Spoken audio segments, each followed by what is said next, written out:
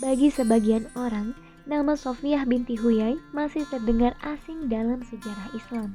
Namun tahukah kamu bahwa Sofiyah binti Huyai adalah salah satu ummul mukminin, istri Rasulullah SAW yang berasal dari keturunan pemuka Yahudi.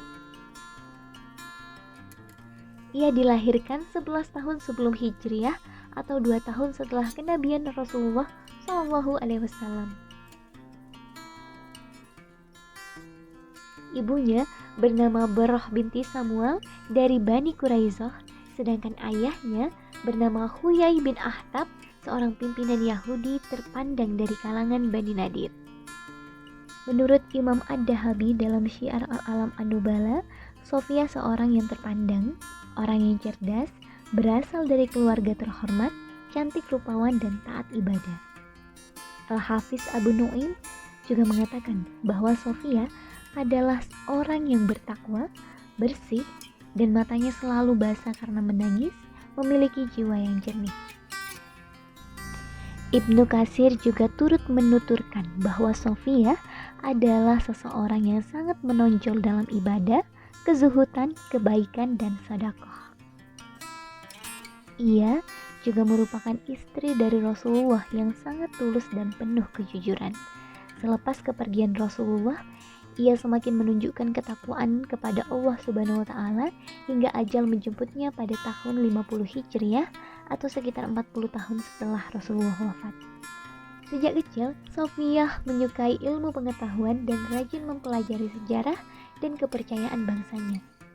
Dari kitab suci Taurat, ia membaca bahwa akan datang seorang nabi dari Jazirah Arab yang akan menjadi penutup semua nabi.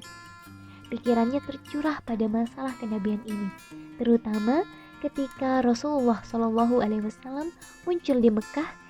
Dia sangat heran ketika kaumnya tidak mempercayai berita tersebut, padahal sudah jelas tertulis di dalam kitab mereka. Demikian juga ayahnya, Huyai bin Akhtab, yang sangat gigih menyulut permusuhan terhadap kaum muslimin. Sifat dusta, tipu muslihat, dan pengecut ayahnya sebenarnya sudah tampak di mata Sofiyah dalam banyak peristiwa. Di antara yang menjadi perhatian Sofiyah adalah sikap Huyai terhadap kaumnya sendiri, yaitu Yahudi Bani Quraisyah. Ketika itu, Huyai berjanji untuk mendukung dan memberikan pertolongan kepada mereka jika mereka melepaskan perjanjian untuk tidak mengkhianati kaum muslimin, yang biasa kita tahu dengan perjanjian Hudaybiyah. Akan tetapi, ketika kaum Yahudi mengkhianati perjanjian tersebut, Huyai melepaskan tanggung jawab dan tidak menghiraukan mereka lagi. Hal lain adalah sikap Huyai terhadap orang-orang Quraisy Mekah.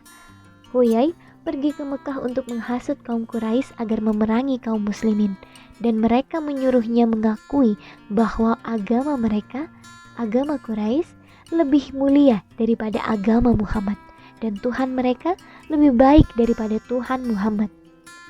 Pasukan kaum muslimin berhasil mengalahkan benteng pertahanan terakhir suku Yahudi di Khaybar. Huyai bin Akhtab mati terbunuh dalam peperangan itu. Sementara putrinya Sofiyah tertangkap dan menjadi salah satu tahanan perang. Benteng-benteng mereka berhasil dihancurkan, harta benda mereka menjadi harta rampasan perang, dan kaum wanitanya pun menjadi tawanan perang. Rasulullah memberikan pilihan kepada Sofiyah, apakah ingin dimerdekakan kemudian akan dikembalikan kepada kaumnya yang masih hidup di Khaybar, ataukah ingin masuk Islam kemudian dinikahi oleh Rasulullah. Sofiyah pun memilih untuk masuk Islam dan menikah dengan Rasulullah dengan mas kawin kemerdekaannya. Sofiyah telah menjanda sebanyak 2 kali karena dia pernah kawin dengan 2 orang keturunan Yahudi. Yang pertama adalah Salam bin Abi al-Hakik, yang dalam kisah atau cerita lain dikatakan bernama Salam bin Mushkam. Dia merupakan seorang pemimpin Bani Quraisyah, namun rumah tangganya tidak berlangsung lama. Kemudian dia menikah lagi dengan suaminya yang kedua yang bernama Kinanah bin Robi bin al-Hafik, namun dia meninggal di dalam perang Khaybar. Rasulullah menikahi Sofiyah setelah masa idahnya selesai.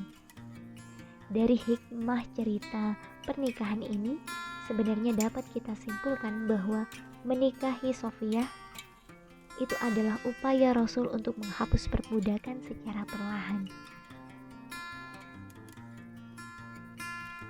Setelah kita mendengar kisah hidup atau biografi dari Sofiyah binti Huyai ini, tentunya banyak sekali hal-hal yang bisa kita tauladani ya teman-teman, khususnya muslimah nih. Misalkan sifat yang pertama yang paling menonjol dari Sofiyah binti Huyai ini adalah kecerdasannya. Jadi memang Sofiyah binti Huyai ini sangat suka sekali untuk mempelajari gitu, untuk belajar, termasuk mempelajari sejarah-sejarah gitu ya, entah itu sejarah tentang bangsanya, agamanya, dan lain-lain gitu.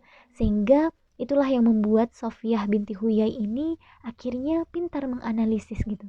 Dia akhirnya tahu, oh ternyata Nabi Muhammad ini memang nabi yang dikatakan di dalam kitab Taurat. Jadi di kitab Taurat itu sudah disebutkan bahwa akan ada nabi sebagai penutup nabi gitu, nabi terakhir. Nah, Sofia ini karena cerdas akhirnya dia lebih dulu bisa meyakini gitu ya, memastikan bahwa berarti benar ini adalah nabi yang dimaksud dalam kitab Taurat. Semoga kita bisa meneladani sifat-sifat dari Sofiyah binti Huyai ini dan bisa mengambil hikmah-hikmah yang terkandung dalam kisah-kisahnya gitu ya. Dan sekian dari saya. Wassalamualaikum warahmatullahi wabarakatuh.